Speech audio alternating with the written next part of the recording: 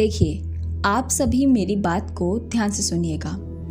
आप अपनी रसोई घर में कौन से ऐसे कार्य हैं जो आपको बिल्कुल भी भूल कर नहीं करने हैं, और यदि आपके घर में वो कार्य होता है, कोई ऐसी चीज़ जो आपके घर में रखी हुई है, तो अपने रसोई घर से वो चीज़ निकाल दें। अन्यथा ऐसा कहा भी गया हमारे शास्त्रों में कि लक्ष्मी मैया जो हैं वो रूठ जाती हैं इस चीज़ से, और आपके घर में धन की कमी होना शुरू हो जाएगी। ये कोई जोड़ टोटका या फिर आपका मंत्र या फिर आपको काला टोना टोटका इस तरीके का जो होता है ये नहीं बताया जाएगा। साफ और सुथरी चीज़ आपको लोग बताई जाएगी। ध्यान सुनिएगा।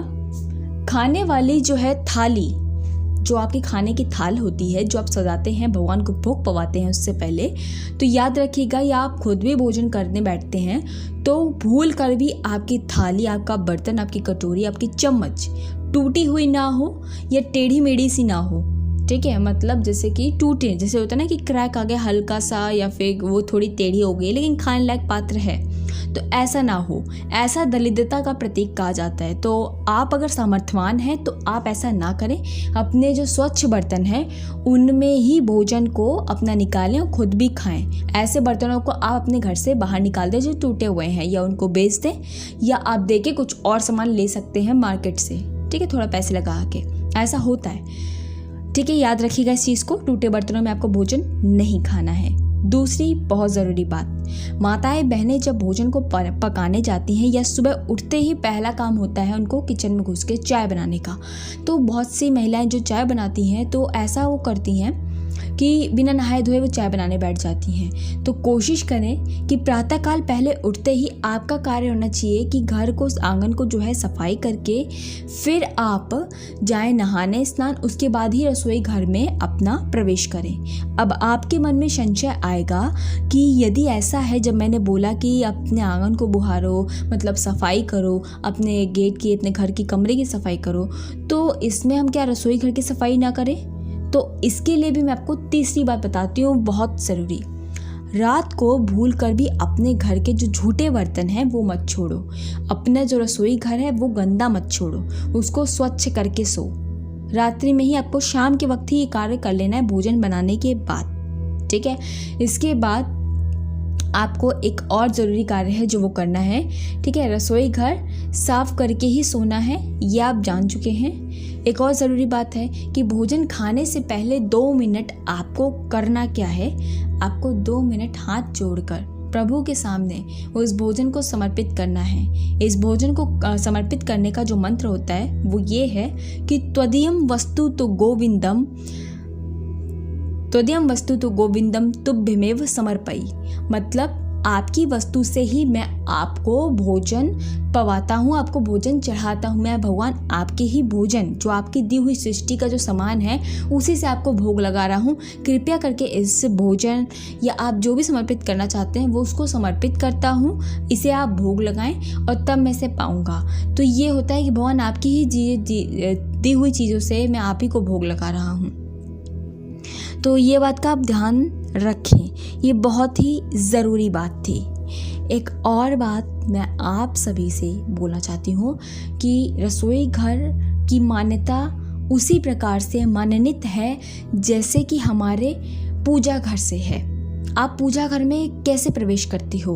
पहले माताएं बहनें क्या करती हैं, अपने घर की सारी साफ सफाई करने के बाद नहाती हैं, उसके बाद ही ठाकुर जी को जाती हैं, नहलाने का कार्य करती हैं, उनको साफ करने का कार्य करती हैं, फूल माला वो सब चढ़ाया जाता है, दिया बत्ती की जाती है। कब? नहाने के बाद। जब इस चीज़ का ये नियम हो जाता है तो इस तरीके से आपको भी नियम करना है कि रसोई घर में आप नहा के जाएँ। चाहे आपको चाय बनानी है सुबह की सबके लिए, तो यही कार्य करें कि नहाए बिना प्रवेश ना करें, क्योंकि ये एक पूजा की तरह ही है। देख लीजिएगा, आपके घर में कभी धन की कमी नहीं होगी, आपका मन शुद्ध होगा, आपका जो सामान है वो भी शुद्ध होगा। एक और बहुत ज़रूरी बात, सभी लोग जो भी भोजन करते हैं, आपको मैं बता देती हूँ, एक बहुत महत्वपूर्ण चीज़ है। यदि अपनी ज़िंदगी को बदलने के लिए हम पहला मार्ग जब चुनते हैं, मतलब जैसे कि जो सन्यासी व्यक्ति होता है या जो भी आप देखते हैं, जितने भी हमारे संत हैं, सभी संत की बात मैं नहीं कर रही, मैं उन संत की बात कर रही हूँ जो वैरागी हो जाते हैं, एकदम वैराग्य ले लेते हैं। उनको बिल्कुल भी चिंता नहीं होती कि क्या समाज में हो रहा है, क्या हो रहा है, क्या नहीं हो रहा है। वो केवल प्रभु में ही समर्पित हो जाते हैं अपने आप को, और मोक्ष की प्राप्ति के लिए जो है वो लग जाते हैं। तो उनकी बात करते हैं। तो एक बात मैं बोलती हूँ, तो ये होता है संकल्प शक्ति से ही, ठीक है। तो ये बहुत ही, आप बोलोगे कि यह बड़ा काम थोड़ी है। ये देखिए, सभी का कार्य बहुत बड़ा काम है। यदि आप सांसारिक में रहते हैं, मैं ये नहीं कह रही कि आप मोक्ष प्राप्ति के लिए निकल जाओ, लेकिन आप सांसारिक में रहते हैं, आपके बच्चे हैं, आपकी माताएं बहनें, या फिर आपकी पत्नी हैं, ठीक है, या पत्नी आप भी हैं, तो आपके बच्चे सब हैं, तो आप इन सब की जो सेवा भाव करती हैं वो ठीक है। लेकिन यदि किसी भी व्यक्ति का मस्तिष्क खराब है या फिर मस्तिष्क नहीं ठीक होता है, तो पहला कार्य होता है उसको भोजन से ठीक करना। यहाँ मेरी बात सरलता से समझ में नहीं आएगी, मैं समान रूप की वाणी से आपको समझाती हूँ। देखिए, कभी किसी व्यक्ति की जब तबीयत खराब होती है तो उसे खाने का मन नहीं करता, तो क्या कहते हैं कि इसको 2 बिस्किट खिला दो और दवाई दे दो।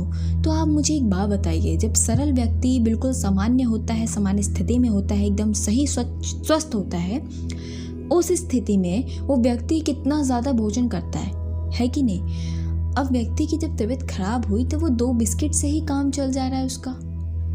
ऐसा तो नहीं होना चाहिए। एक और बात, जब इंसान को बुखार होता है, बुखार में वो भोजन कम कर देता है, या फिर डॉक्टर जो उसे अलाउ करते हैं, कहते हैं कि इसे बहुत तरल पदार्थ वाली चीज़ें दो जो आसान से इसके पेट में जाके पच जाएं। खिचड़ी, दलिया जैसा भोजन दिया जाता है, फल काट के दो इसे, और खाना कम हो जाता है। जो हैवी होता है वो फूड, जो भारी भारी खाना होता है ना, वो कम हो जाता है। तो आप उस व्यक्ति को जिसको बुखार आया है, आप 5 दिन बाद, 6 दिन बाद, जब उसका बुखार धीरे धीरे कम होता है ना, तो 6 दिन तक, 7 दिन तक आप ऐसे देते हो उसको भोजन, तो आपको दिखेगा उसके शरीर पर एक चमक होगी, उसके चेहरे पर एक चमक आ जाएगी। हाँ, थोड़ा कमज़ोर हो जाता है व्यक्ति, लेकिन वो चमक हो जाती है। क्यों हो जाती है? उसके दाने वाने अगर फेस पे होते हैं वो हट जाते हैं। किस कारणवश से? क्योंकि वो जो भोजन आप रेगुलर जो रोज़ करते हैं वो असामान्य रूप से होता है, शुद्ध भोजन नहीं होता है। तो भोजन की बहुत मान्यता होती है, ये बात आप समझ लें। आपको पहला काम जो डॉक्टर कहता है वो भोजन को सरल करने को कहता है, भोजन को हल्का करने का कार्य देता है। जब भी तबीयत खराब होती है किसी भी तरीके की, किसी भी व्यक्ति की, चाहे हाथ में लगी चाहे पैर में लगी हो, है कि नहीं, उसी प्रकार से हमारा जो भोजन है वो अति आवश्यक है हमारी बुद्धि को भी ठीक करने के लिए। तो माताएं बहनें जब भी भोजन पकाएं, अच्छी शुद्ध वाणी का प्रयोग करें। गाली देकर किसी को या फिर गलत व्यविचार करके या किसी की बुराइयां करके भोजन को ना पकाएं। भगवान की स्मृति करके, भगवान का ध्यान करके, या कोई लीलाएं कथाएं मन में याद करके उस भोजन को मुख बंद करके अपना बनाएं, शांतिपूर्ण तरीके से। क्रोध बिल्कुल भी ना करें। और बनाने के बाद जब आप वस्तु को भोग लगाते हैं तो भगवान को समर्पित करने के बाद आप समर्पित तो कर दिए, वो जो भोजन है वो तो आपका प्रसादम बन गया। लेकिन प्रसादम को भी जब आप ग्रहण करने जाएं, उससे पहले आपको कुछ वाक्य कहने हैं। ये बोलना है कि प्रभु, मैंने आपको जो भोग लगाया वो मैं पाने जा रहा हूँ, और जो भी आपको चाहिए, कि अगर आप बच्चे हैं, मैं बता रही हूँ एक स्टूडेंट हैं, तो क्या बोलना चाहिए? प्रभु, मैं इस भोजन को करूं तो मेरा मन शांत हो और मेरी एकाग्रचित बुद्धि बढ़े, और मैं एकाग्रचित होकर अपने कार्य में कार्यरत रहूं, और गलत बेविचार मेरे मन में ना आए, या फिर मेरा ज़्यादा ध्यान जो है गलत बेविचारों में ना जाए, सांसारिक रूप में ना जाए, गलत निगाहें कहीं ना पड़े। जो भी आप कहना चाहते हैं अच्छी शुद्ध वाणी उसमें कहें, और हर एक भोजन को खाते खाते ये वाणी मन में, ये स्मरण शक्ति से अपने नेत्रों को उस भोजन को देखें और अपना मुख में वो भोजन डालें, और चबा चबा के उस भोजन को सोचते सोचते खाएं। इससे आपका भोजन आराम से पचेगा भी। और दूसरी बात, आपकी जो स्मरण शक्ति है, आपकी जो तेज है, आपका जो मस्तिष्क में जो भी आपको चाहिए था, जो भी आपको चाहिए, समृद्धि चाहिए आपकी बुद्धि। देखो, समृद्धि कब आती है? समृद्धि मतलब यश वैभव कब आता है? जब आप अच्छे कर्म करोगे तब, जब आप अच्छे कार्य करोगे, अच्छी तरीके से करोगे। तो जब आप भोजन करते हो, भोजन की बहुत मान्यता होती है, जो पेट में जाएगा वैसा ही चरित्र होता है व्यक्ति का। यदि व्यक्ति जो है, आप देखिए, यदि रात्रि में अपना हैवी फूड खा लिया तो मॉर्निंग उठते आपको पेट खराब होगा, आपको सर दर्द होगा, तो आपको भगवान का ध्यान तो वैसे भी नहीं आएगा, तो काम का ध्यान कहाँ से होगा? ठीक है। जो कामी व्यक्ति, मतलब जो काम करना चाहते हैं, जिनको काम करने में बहुत प्रसन्नता होती है, तो वो कार्य आपका कैसे हो पाएगा? देखिए, भगवान की बात अलग करते हैं थोड़ी देर के लिए, जो भगवान का ध्यान नहीं करते हैं, केवल कर्म पे ध्यान देते हैं, तो आप कर्मों को भी कैसे कर पाओगे जब आपका पेट ही स्वस्थ नहीं होगा, आपका भोजन शुद्ध नहीं होगा। तो इसलिए भोजन की अत्यंत मान्यता है। जैसा होगा भोजन वैसा होगा आपका मन, वैसा होगा आपका चरित्र। केवल इसको याद रखें। रसोई घर एक पवित्र घर है जहाँ से आपके घर में जो आगे पूरा चलता है, मतलब जो आपके मस्तिष्क की शक्ति या वैभव, लक्ष्मी माता या फिर आपकी जो भी है चरित्र आपका, या आपके घर का चरित्र या आपके घर की जो रूपरेखा चल रही है वैसी ही होती है जैसा आपका मस्तिष्क और जैसा आपका भोजन बनता है। याद रखें इस चीज़ को और भोजन का आदर करें, अनादर नहीं। जितना भोजन चाहिए उतना ही भोजन अपनी थाल में डालें। आपको बचाना नहीं है उस भोजन को, चाहे आपको कुछ भी हो जाए, भोजन पूर्ण करना है। या तो भोजन पहले कम ले लें, और मान्यता के हिसाब से बोला जाए तो हमारे नारद पुराण में भी बात साफ तौर पे कही गई है। जो मेरे व्यक्ति मेरी बातों को पूरा सुनते आए और आखिरी तक ये शब्द सुन रहे हैं तो मेरी बात को ध्यान से सुने।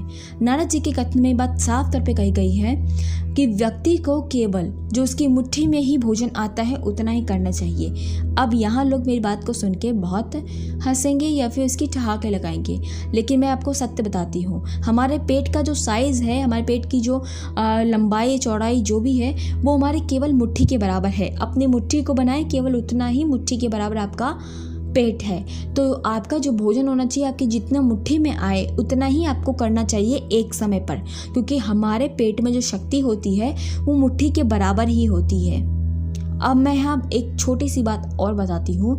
यदि चींटी को एक पूरा लड्डू दे दिया जाए तो क्या वो पूरा लड्डू उठा सकती है? नहीं उठा सकती। चींटी केवल अपने आकार के हिसाब से उठा सकती है, अपने सामर्थ्यवान के हिसाब से उठा सकती है। उसी तरीके से हमारा पेट उतना ही सामर्थ्यवान हो सकता है, जितना बड़ा वो है वो उतना ही पचा सकता है। यदि आप ज़्यादा भोजन करेंगे, ठूस ठूस के भोजन को करेंगे तो वो पचने में दिक्कत आएगा, जिससे आपको खट्टी डकारें आएंगी और आपका मस्तिष्क, आपकी बुद्धि खराब होगी, आपकी सोच खराब होगी।